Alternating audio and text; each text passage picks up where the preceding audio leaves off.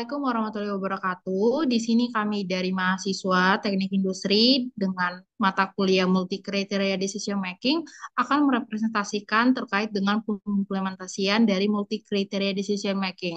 Adapun judul yang kami ambil yaitu terkait dengan Multi Attribute dan Multi Objective Decision Making Analysis in Real Case Industry.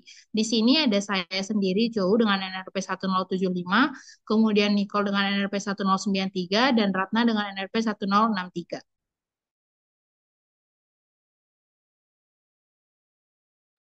Kita akan masuk ke dalam overview yang menjelaskan terkait dengan background problem untuk multi attribute decision making. Di sini kami membuatnya dalam case 1. Jadi sebenarnya backgroundnya itu adalah diawali dengan pandemi COVID-19 di akhir tahun 2019 yang mengharuskan beberapa negara, terutama di Eropa sana, menerapkan aturan lockdown. Dan di sini menyebabkan negara berupaya akan mencegah penyebaran virus COVID-19, lalu membatasi mobilitas dan menjaga keamanan negara. Lalu dari background ini kita bisa lihat bahwa pembatasan ini tidak berlaku untuk semua sektor sebenarnya, hanya negara harus tetap didukung oleh sektor lainnya. Di sini kita bisa lihat sektor penting yang masih bisa beroperasi itu, yang pertama ada fasilitas kesehatan, layanan pemerintah, dan SPBU. Dan SPBU inilah yang menjadi objek utama kita dalam penyelesaian case terkait dengan multi attribute decision making. Lalu untuk problem overview-nya itu sebenarnya masalah utama case ini seperti yang disebutkan tadi, kita akan menentukan SPBU mana yang layak beroperasi di tengah-tengah aturan lockdown COVID-19 secara khusus di kota Istanbul. Dan di sini pengambilan keputusannya didasari dengan MCDM, dikarenakan banyaknya faktor yang saling berinteraksi. Lalu kita akan mendefine dari metodologi konvensional yang kurang layak kita implementasikan menjadi metode yang bisa menangkap ketidakpastian dan kompleksitas, yaitu menggabungkan metode AHP dan VICOR. Lalu dari sini kita buat rumusan masalahnya, yaitu yang pertama, sebenarnya bagaimana cara menentukan SPBU yang layak beroperasi di tengah aturan lockdown itu yang mempertimbangkan berbagai kriteria. Lalu, apakah pengimplementasian penggabungan metode AHP, VICOR, dan spherical Fuji itu akan memberikan hasil terbaik untuk menangkap ketidakpastian dan kompleksitasnya.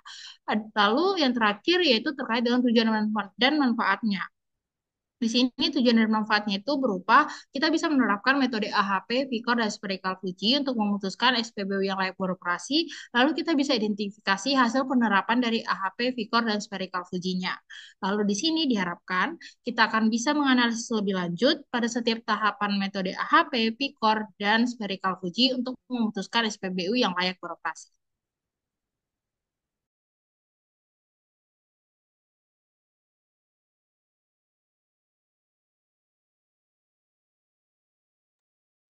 Lalu selanjutnya di sini kita akan masuk ke dalam model development dari multi attribute dari case 1 ini. Yang pertama harus kita pahami itu terkait dengan asumsi modelnya kita. Jadi di sini kita bisa lihat pemilihan SPBU itu dengan memperhatikan faktor kesehatan mobilitas terbatas. Kita harus pertama dulu mendefine hal itu, lalu yang kedua kita memperoleh SPBU yang dipilih. Misalnya kita pertimbangkan SPBU yang ada di Istanbul. Kemudian yang ketiga, kita akan mengembangkan model dengan mempertimbangkan 5 kriteria utama dan pengambilan keputusannya melibatkan perspektif dari berbagai pakar. Di sini juga kami sudah mendefine terkait dengan notasi dan indeksnya, variabel tujuan, dan variabel keputusan yang kiranya bisa kita analisis lebih lanjut.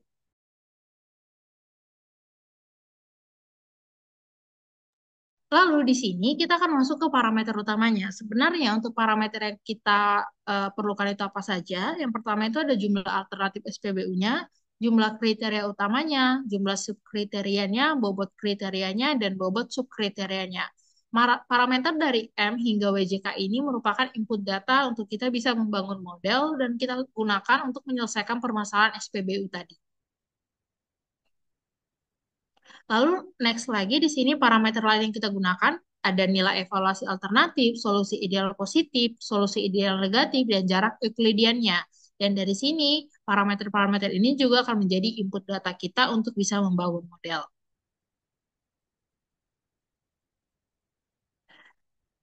Selain dari parameter itu, kita harus perlu juga mendefine terkait dengan fungsi tujuannya. Di sini kita berfokus pada metode VICOR-nya, di mana kita akan meminimalkan kompromi dari QI-nya. Di sini kita harus tahu dulu untuk rumusan dari fungsi utilitas totalnya, skor kompromi, dan regret maksimumnya. Dan pada intinya fungsi tujuan kita itu adalah minimasi QI-nya tadi. Sedangkan untuk fungsi kendala atau constraint-constraint-nya itu melibatkan mengenai normalisasi bobot kita dari kelima kriteria utama. Kemudian nilai subkriterianya bagaimana juga harus kita jumlahkan totalnya yang mana hasilnya harus satu.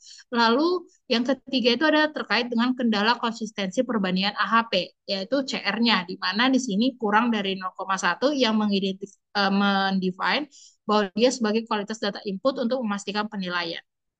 Selain itu juga kita harus melihat kendala batasan spherical Fuji-nya karena tadi kita juga menggunakan spherical Fuji di mana sini semua angka ini akan berada dalam batasan lingkup unit bola dan setiap nilai evaluasi dikonversi menjadi bilangan Fuji spherical. Lalu ada juga kendala kompromi Vicor, ini menjadi alternatif terbaik pertama untuk dibandingkan alternatif kedua. Lalu yang terakhir itu adalah kendala jumlah alternatif yang dipilih. Idealnya sebenarnya hanya akan ada satu stasiun yang dipilih, kecuali jika si C1 ini tidak terpenuhi, sehingga maksimum alternatifnya adalah 2.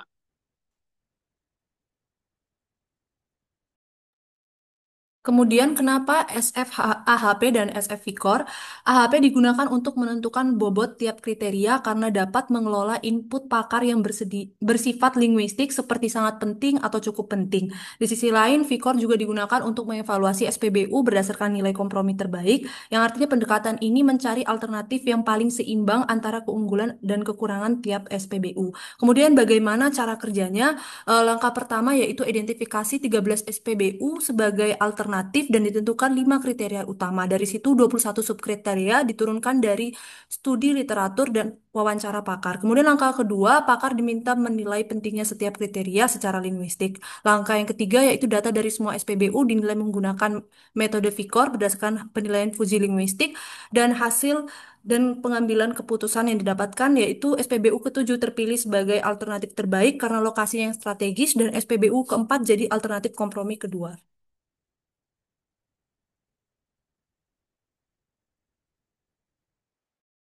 Selanjutnya di sini kami akan membahas terkait permasalahan untuk case MODM. Di sini yang pertama background. Di sini fokus bisnis saat ini tidak hanya pada profit saja, tetapi juga pada tanggung jawab sosial. Nah, selanjutnya rantai pasok yang kompleks dapat berdampak pada masyarakat dan lingkungan. Dan yang ketiga, gagal menjalankan CSR bisa memicu boikot, penurunan citra, dan loyalitas pelanggan. Sehingga dari adanya permasalahan ini perlu adanya integrasi antara strategi bisnis dan keberlanjutan sosial. Nah, berikut ini kami sudah membuat problem overview-nya. Yang pertama, keputusan menyangkut alokasi pesanan ke beberapa pemasok dengan berbagai skema diskon. Yang kedua, perlu memilih pengangkut atau carrier yang optimal berdasarkan biaya dan kapasitas. Yang ketiga, perlu memperhitungkan nilai sosial dari pemasok dan alokasi pesanan. Yang keempat, perlu mengelola barang cacat, keterlambatan, dan permintaan yang dipengaruhi oleh investasi sosial. Dan mempertimbangkan faktor ekonomi, layanan, dan sosial secara simultan. Nah, selanjutnya kami telah merumuskan rumusan masalahnya. Yang pertama, pemilihan pemasok dan pengangkut terbaik. Bagaimana sistemnya? Dan yang kedua, bagaimana alokasi pesanan dan dalam beberapa periode secara efisien. Dan yang ketiga, berapa besaran investasi sosial yang optimal. Ini dengan tujuan agar tercapai keseimbangan antara profit perusahaan, kualitas layanan, dan tanggung jawab sosial. Metode yang digunakan adalah metode pendekatan preemptive goal programming, yaitu prioritas tujuan secara hierarkis. Dengan tujuan modelnya di sini ada tiga. Yang pertama, memaksimalkan profit. Yang kedua, meminimalkan barang cacat dan keterlambatan. Yang ketiga, mempertimbangkan nilai sosial pemasok. Untuk software yang digunakan adalah software Lingo 18,0. Next. Selanjutnya di sini ada asumsi model development MODM case 2. Di sini ada asumsi model yang pertama, persediaan awal periode diasumsikan nol. Dalam beberapa periode tertentu, kekurangan dan back order diperbolehkan. Tidak ada kekurangan pada akhir periode. Pengaruh investasi CSR terhadap permintaan diambil dari literatur dengan rumus berikut. Dan selanjutnya di sini ada semakin tinggi investasi CSR, semakin tinggi permintaannya. Di sini ada notasi dan indeks variabel tujuan, yaitu deviasi surplus dari target barang cacat, deviasi negatif dari target total keuntungan, deviasi surplus dari target keterlambatan pengiriman, dan deviasi negatif dari target nilai sosial. Untuk variabel keputusannya sebagai berikut. Next. Selanjutnya di sini ada parameter utama yang digunakan. Selanjutnya ada fungsi tujuan, yaitu meminimalkan total deviasi.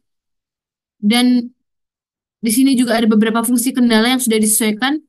The next. Dan di sini ada penjelasan fungsi kendala, yaitu ada 25 penjelasan dari mulai tingkat cacat sampai batasan jumlah kekurangan. Bisa next. Di sini adalah data dan hasil dari semua optimasi yang sudah dilakukan, didapatkan bahwa semua tujuan tercapai dengan fungsi objektif sama dengan nol, yang artinya sudah meminimalkan deviasinya. Dan yang kedua, model preemptive goal programming berhasil mengalokasikan order ke supplier dan carrier optimal. Dan yang ketiga, setiap kombinasi supplier, level harga, periode dialokasikan secara detail. Yang keempat, simulasi perubahan RHS sebesar kurang lebih 24% dan kurang lebih 12% untuk tiap tujuan.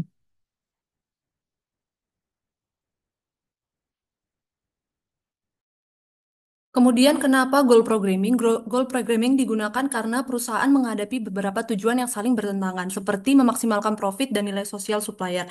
Tapi di sisi lain juga harus meminimalkan produk cacat dan keterlambatan pengiriman. Metode ini cocok karena bisa menangani objektif yang bertentangan, tidak menuntut targetnya harus 100% tercapai, dan fokus pada meminimalkan deviasi dari target. Kemudian bagaimana untuk cara kerjanya? Langkah pertama yaitu mengidentifikasi komponen keputusan, yang kedua yaitu penentuan tujuan dan target, yang ketiga yaitu permodelan dan preemptive goal programming, dan yang terakhir yaitu simulasi dan penyelesaian model. Kemudian semua tujuan tercapai secara simultan dengan profit meningkat, produk cacat dan keterlambatan menurun, serta nilai sosial supplier optimal. Kemudian model menunjukkan sensitivitas yang tinggi terhadap target sehingga penetapan target harus realistis, dan hasil menghasilkan strategi alokasi pemesanan dan pemilihan supplier yang seimbang dan berkelanjutan.